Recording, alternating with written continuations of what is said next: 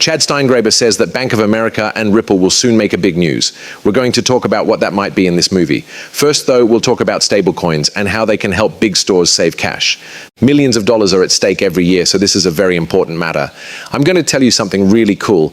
We are going to check with Walmart and Amazon to see how much they spend on transaction fees every year and how much they can save by switching to RLUSD. This movie also has other things about Ripple and XRP. Still, let's begin this way. Mark from Bitwise says that stablecoins and tokenized assets are two very interesting areas to keep an eye on. He says that assets under control have grown a lot in the past few months and don't seem to be slowing down anytime soon. Big names like JP Morgan are already getting involved, and rumors say that even Walmart and Amazon are thinking about making their own stablecoins. Do you think that some non-traditional, non-crypto native people are now starting to use stablecoins more? Sure, of course, growth is what's going to happen. Some analysts think that stablecoins will go from $250 billion to $3 trillion by 2030. However, the US government does not believe this. That's more than 4 years away. That's 10 or 12 times the market value. That is a huge increase. I believe they may be underestimating, but even if they're right, it's a huge chance to make money. Do I believe that Amazon and Walmart will release their own stablecoins? I'm not sure. But will they get involved by letting stablecoins be used to buy things on their site? If they do, they might get a cut of the money made. That's what I think will happen. A lot of people find it hard to imagine how stablecoins could completely change how we pay for things in the US. But I would take us back to times when we could do things online that we couldn't do before. The way we send information around the world is being slowed down by things like email. In the same way, stablecoins are like money. It makes money smooth, fast, and available all over the world. It seems like a big change is coming. All right, let's quickly get a better idea of how much money we're talking about before we move on to the next part. When you add up Walmart and Amazon, Walmart makes $680 billion in sales, and Amazon has $650 billion as of the first quarter of 2025. That's a crazy amount of money, right? Also, look at Visa, MasterCard, and Amex most of the time. These are the three most common ones in the US, and we are going to look at this.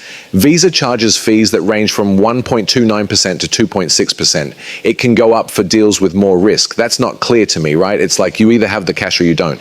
Which is riskier?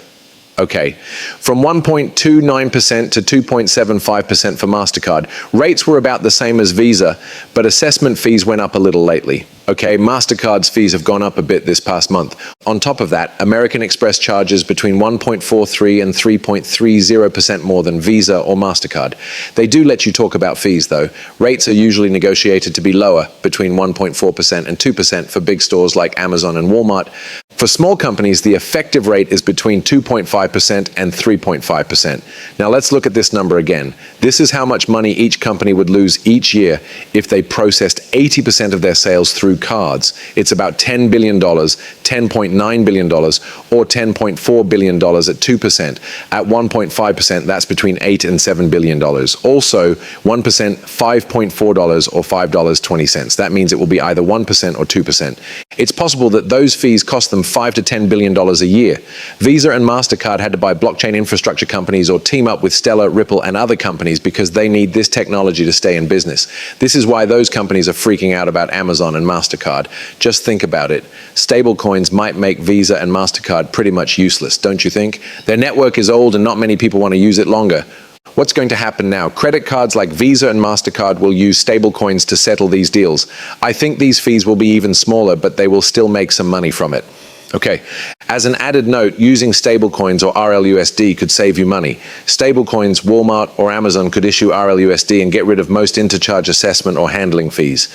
Most on-chain transactions cost less than a penny. No fees at all compared to the billions of dollars that legacy cards charge. You may no longer have to pay billions of dollars. That's how much we're talking about in savings. It's going to be crazy. And if you look at big stores like Costco, Kroger, or Alibaba, they are all looking for a way to get ahead. Stablecoins could be that way.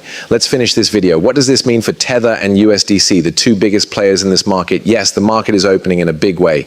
Again, the government says this will grow by 12 times in 4 years. You might wonder how they can compete with big banks like JP Morgan, Bank of America, and others that enter the market. We know that the big companies do get a piece of the action, but the crypto natives or the companies that built the business do really well. You already know that I have experience with ETFs. BlackRock is now the biggest ETF company, but they had to buy that company because it grew outside of the mutual fund business. These people often don't take these local players seriously. I believe Circle is a business for all ages. I think Coinbase is a business for all ages.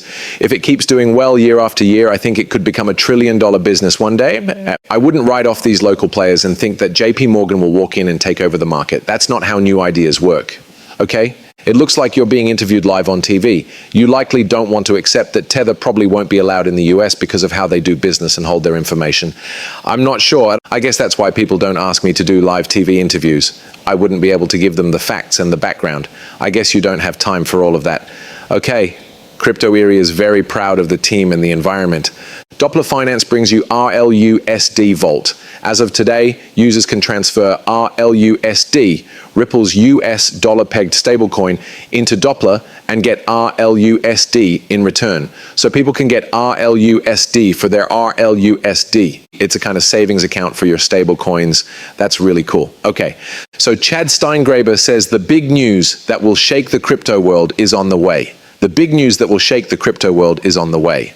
Then he thinks that information about Bank of America having an XRP combined wallet patent is true. It will be said that this or something similar will happen. It's now 2021. To give you some background,